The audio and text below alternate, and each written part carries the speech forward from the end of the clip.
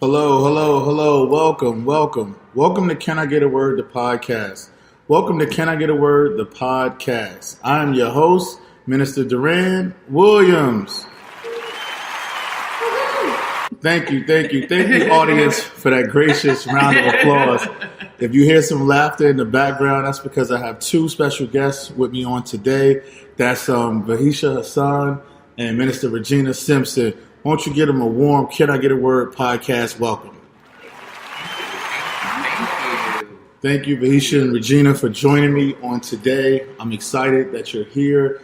This whole month of February, we just dedicated to women in ministry, celebrating you for all the awesome and amazing work that you do. We know that there are times in ministry where through the years women have been underappreciated, underrecognized, but I'm excited that you're here with me on today. We're in Memphis, the anniversary of the sanitation strike, and I'm just ecstatic that y'all are here. So we can get started. Vahisha, where are you from? I am originally from Charlotte, North Carolina. Okay. Mm-hmm. So I'm a native of there. I lived in Asheville, North Carolina for the past 3 years, though. And then I have just recently, a whole entire 7 months ago, moved to Memphis, Tennessee. Hello, caller. You're live on Can I Get a Word, the podcast. Who am I speaking with? It's Ivory Brown. Who is that? Ivory Brown. Okay, how you doing, sir? We're just kind of getting started. Vahisha was introducing herself, so if you just bear with us for a few moments, okay? Oh, I thought Vahisha was tomorrow. That's why I was calling to get the time. It will air tomorrow, but we're recording now, so you can actually be a part of the broadcast and ask questions if you so desire. Oh, no, I have to do it tomorrow. What time? Okay, well, go back and listen tomorrow. We're going to air it at 1 p.m. 1 p.m.? Yes, sir. All right. Thank you. Thank you. All right. See, that's how that works. So, callers can call in and talk to us. Audience, if you hear some noise in the background, that's because we're recording in the lobby of the downtown Sheraton in Memphis. We're doing this on the fly. But yes. Regina, what about yourself? Where are you from?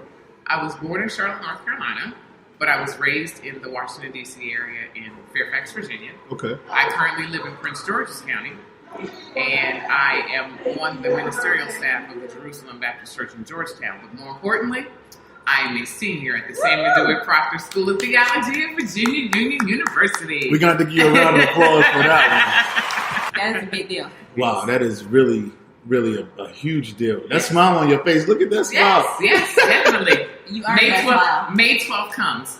And very I will soon. be there. Yes. And this is also special because we all met each other at Princeton Theological Seminary, right? Correct, yes. The Black Leadership Program 2016. Yes. Shout out to Shushama if you're listening on today.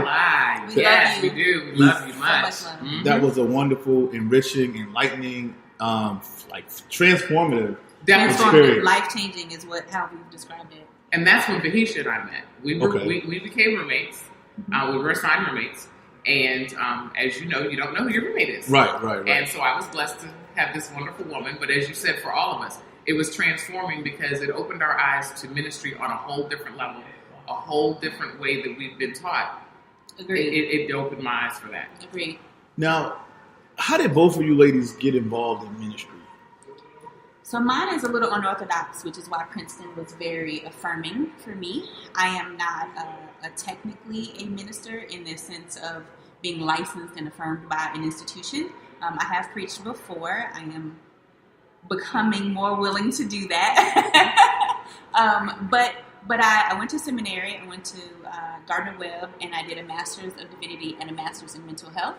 And I quickly learned that my intersections of faith and social justice and mental health were not necessarily, I wasn't finding them in my church context. So I, in an activist situation, as a part of Charlotte Uprising, and in some organizing that I did with a lot of great people in Charlotte, I met Tracy Blackman and Michael McBride, who flew in.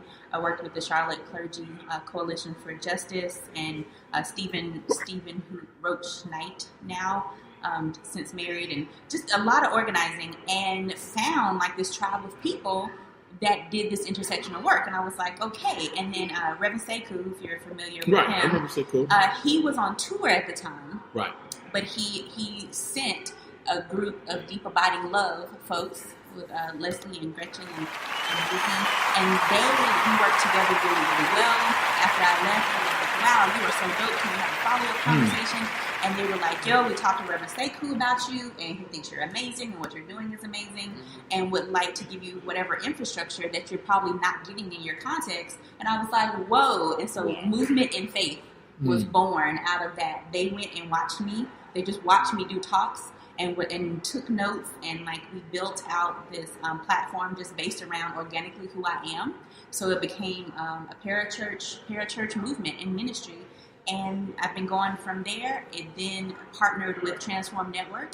They're my fiscal sponsor. So once again, I was given infrastructure that was just critical to being able to have like a 501(c)(3). Wow. I can take if I wanted to quickly do things in the community to help people, and people were able to give money, and it's a tax write-off, but quickly be able to mobilize in a way that I would not have been able to before, but always in a faith context, always in a social justice context, and also in a healing and mental health space.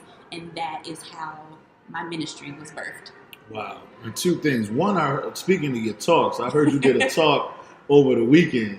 Yes. Right? I saw some pictures. Yes. And people from Princeton Leadership Program was like, you did an amazing job and everything. So talk to me a little bit about that talk. So interestingly enough, most people I found out thought that I was preaching. So they were like, oh, what was your sermon on? And I was like, wasn't a sermon. But I was invited by St. Mary's Episcopal, which is a local church in Memphis that is really trying to put some intentionality around doing some work in social justice, and where does that intersect with faith. And that is one of my huge passions. I try to help churches identify where their faith can line up with social justice. Hence my parachurch is Movement in Faith. So not just having the faith and not just watching social justice movement, but where can they intersect? So they're studying where do we go from here, the last written work by Dr. King. And I always like to include that it has a foreword by Coretta Scott King. As we're highlighting women in ministry and highlighting women in general, it often gets lost, the role that she played in movement, and her foreword is amazing in that. And so I was teaching an adult Bible study class, or Sunday school, as you will. They call it adult hour. And I'm teaching it last week, and I'll be teaching it again this coming week. And it was amazing. It was amazing. Okay. Now, Regina, the beauty in social media is, even though we connected at Princeton, I follow you on social media. You and I got licensed on the same day. We sure did. So you're kind of like my sands in ministry. There you go. That's it, right? We did. But every time I see you, you're like a laborer. Because I saw you last year at the Proctor Conference. Working. And every time I see you doing stuff, it's like you're working.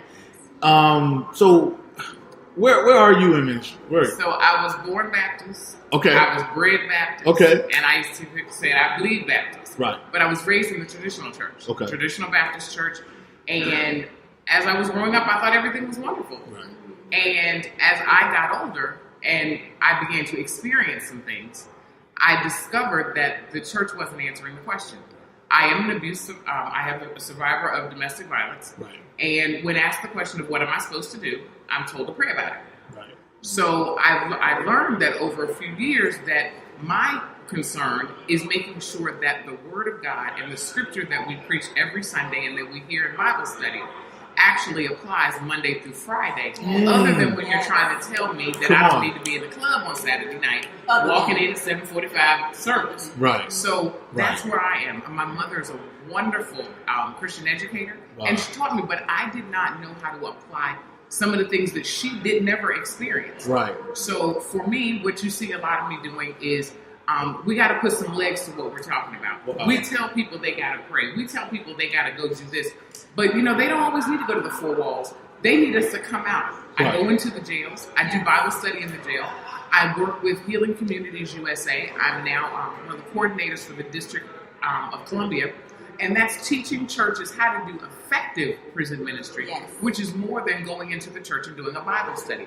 It's helping our returning citizens, but more importantly, starting with the families, getting rid of the shame.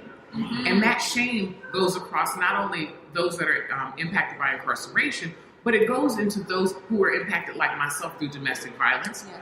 I'm a divorcee. And, nobody ever wants to talk about those kind of things. But that's what's going on in our church, and that's what we have to do. So for me, I get out there, and that's what I do in order to be able to help make sure that we can get the work done instead of just talking about it. Yes, same movement.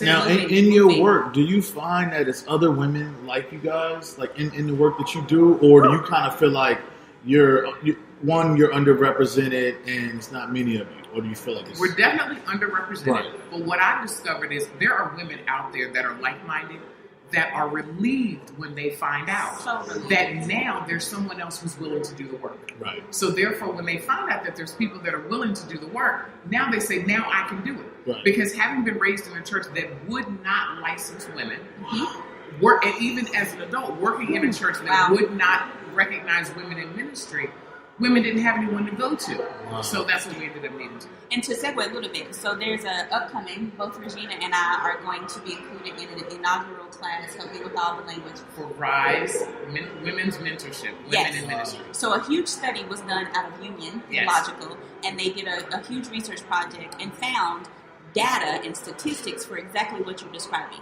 That women not only are underrepresented, but they don't have organic, natural pathways to mentorship that men in ministry have. Right. The first thing you talk to a man, they're like my father in ministry, and not just who licensed them, but like they have mentors, they have people that they can call, they are able to easily go to folk.